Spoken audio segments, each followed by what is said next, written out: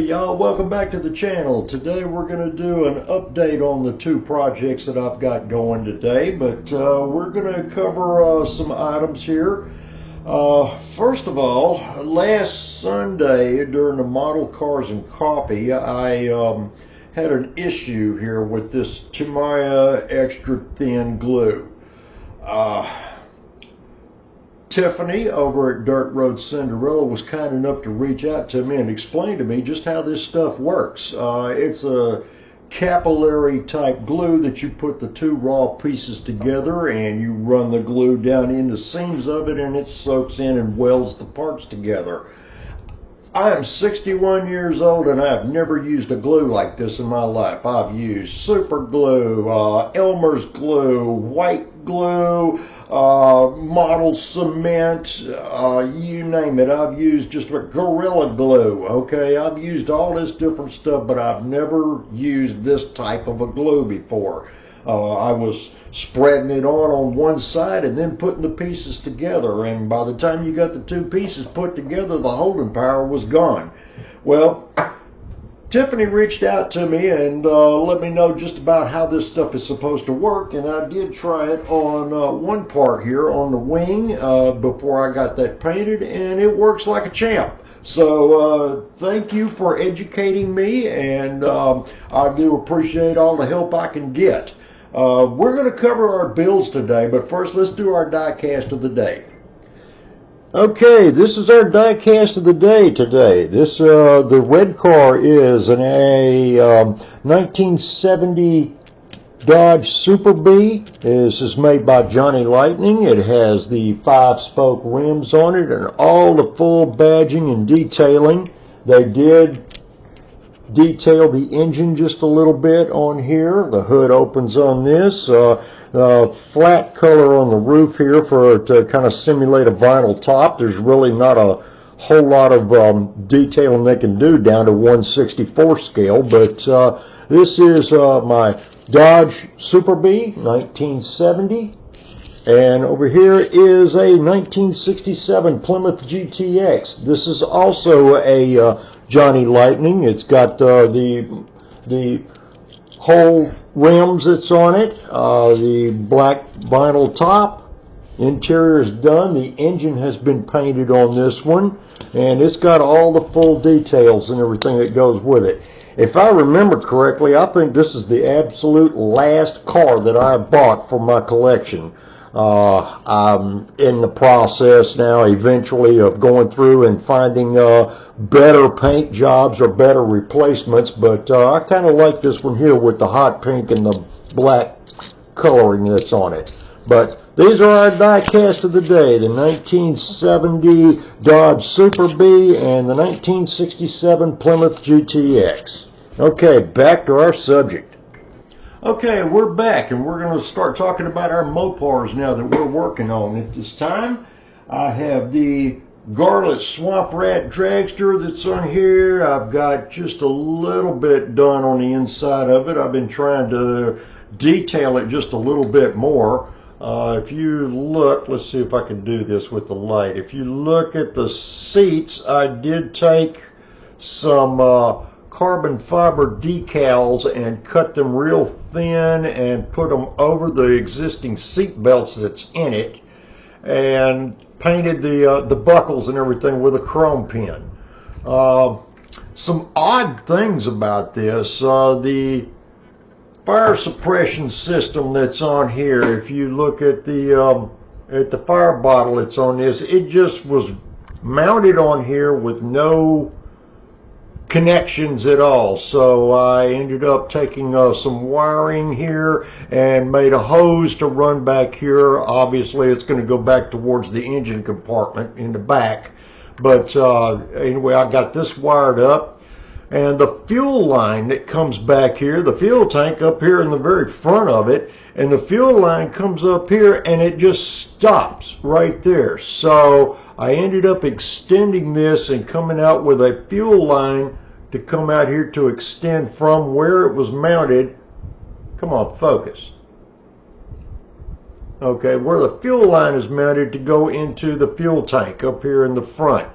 Little dilemma that I've got is that the battery is mounted in the front, but I'm not exactly sure what I want to do with it. If I need to run those battery cables all the way down to chassis into back here in the back. I do have some other connections that's here, or if I should just tie it in somewhere at the frame rail in the front. But this is it. So far, tube frames are kind of a pain because they don't really have a good place for everything to fit together. It's just basically a flat spot, and the bars have to mount right up next to them. This zigzag cross brace bar on the inside was a bear, but I got it all in and it's straightened up. Everything is mounted and good to go. The engine is complete on here. I didn't have a color to go with this with the blower on the top of it, but what I ended up doing was using just standard issue Testors enamel paints on here, and I took metallic amber and steel, and I mixed it 2-to-1 amber over steel and came up with this gold color that's on here, and ended up just painting right over the chrome plating that was on it, and I think it turned out fairly decent. Looking at the box art on this, looks pretty close.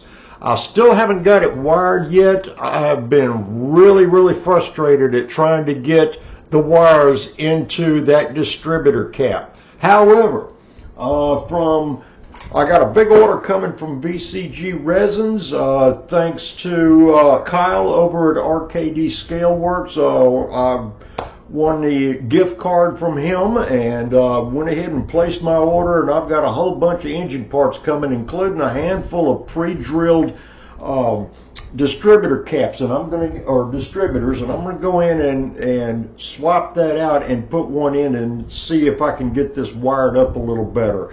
Kind of got away with it on that GTO that I was working on because the distributor is in the back of the engine, so I could run my wires back, and basically they're just laid up on top of it there and glued down.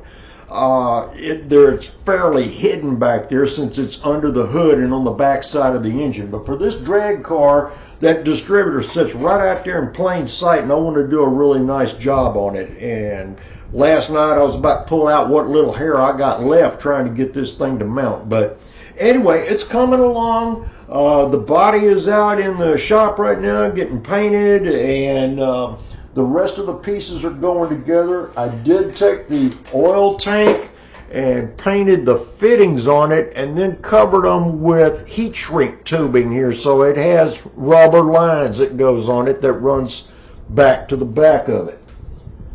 Let's see, what else?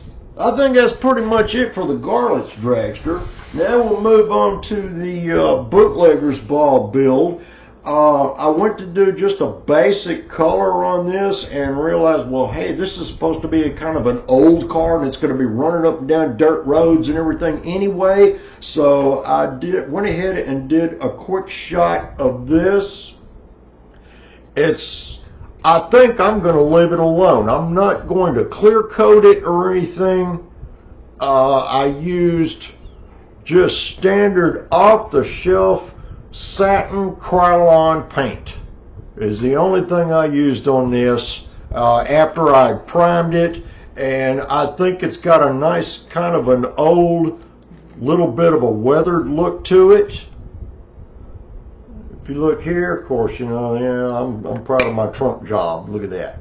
And anyway, this is going to be my bootlegger's car. This is that 41 Plymouth that I'm working on.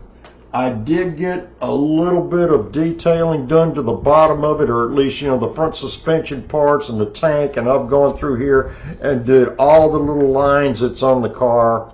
You can see right here your brake lines and light wiring and everything else. I haven't weathered anything yet. I used the Tester steel paint on the fuel tank, and then I used the Tamiya acrylic gray to do the banding here, just to give it a little bit of depth on it. And The engine is installed and wired up. I still have a lot of work to do on this radiator and get it all cleaned up and fitted nice. Of course, I put the panel in the back to hide everything when you open the trunk, so you're not looking at the back side of the seat mold that's on this. And I think that's pretty much got it. All the parts for both cars have been painted up, ready to go. Like I said, I'm in the middle of still working on some things. I'm picking this one back up again until my VCG parts come in for the Garlits Dragster, because it's going to be too difficult, I think, or too much in the way for me to try to wire it after it's already in the car, because you have to put the engine into half of the rear frame and then put the other frame together, and then it mounts onto the main part of the chassis. Here's the rear end of it, or at least one side, if you get an idea how that's going to go, just like this right here. And so all of that assembly has to go together. I'm in the process of trying to make sure I can get as much wiring and detailing and hoses and everything installed as much as possible, considering that the engine is actually the centerpiece of that car, and I want as much detail in it as I can. It's a slow go, but I still have plenty of time to have this ready so I can take it to Dad. Other than that, I think that's about it, really. I have nothing else much to report on this. I just want to again say thank you to Tiffany for reaching out and showing me how to use glue. And I'm enjoying everybody else's builds. I'd like to see what y'all's progress is on some of your bootleg cars. But anyway, that's all we got for this week, and we're going to continue working on this as we get time allows here, and waiting on parts to show up. So anyway, that's all I got. So until next time, y'all be good.